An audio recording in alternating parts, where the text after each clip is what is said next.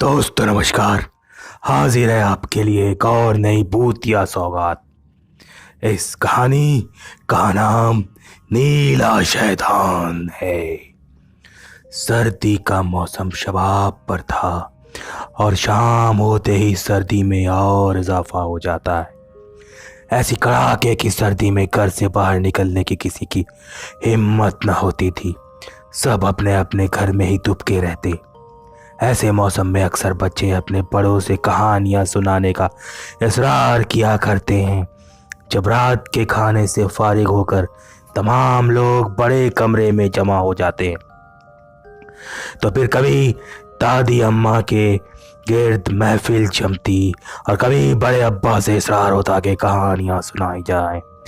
बड़े अब्बा जो अंगीठी में आग जलाए हुक्का थामे बैठे रहते, गरम गरम चाय का दौर चलता रहता और बड़े अब्बा के खास खिदमत गुजार अहमद मामू, जिन्हें घर के तमाम छोटे बड़े अहमद मामू के नाम से पुकारा करते थे, अहमद मामू हुक्का भरते रहते। हमारी अच्छी खासी ज़मींदारी थी। गांव के चंद गिने चुने ज़मींदारों में हमारे दादा जान का शुमार था। अल्लाह का दिया सब कुछ था। जानवर, भेड़ बकरियां, बैल गायें, भैंस और घोड़े गाड़ियां वगैरह और कई नौकर चाकर की देखभाल के लिए तैनात थे।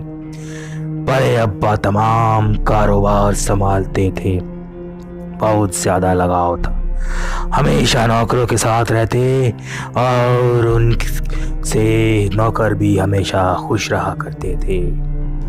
रात को खेत पर चांद बड़ा होके नजर आया करता था।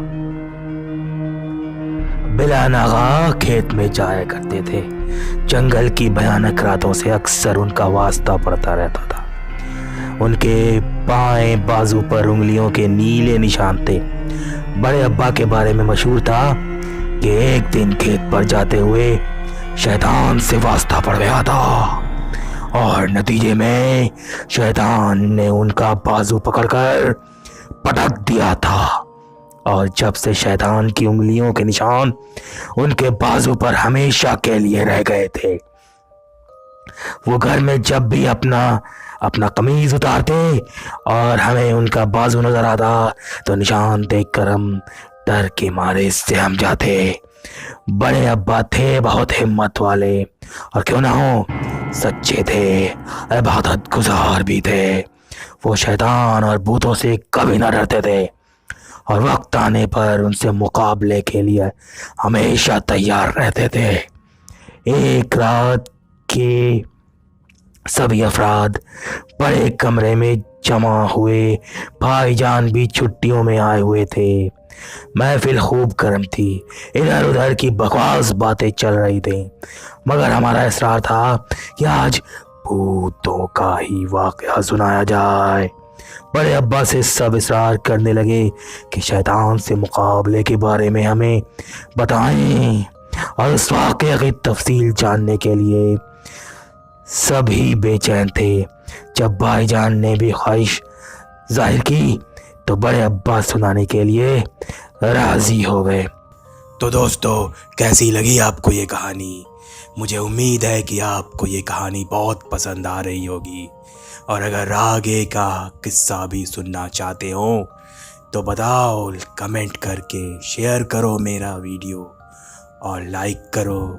मेरे चैनल को सब्सक्राइब ज़रूर करो। धन्यवाद।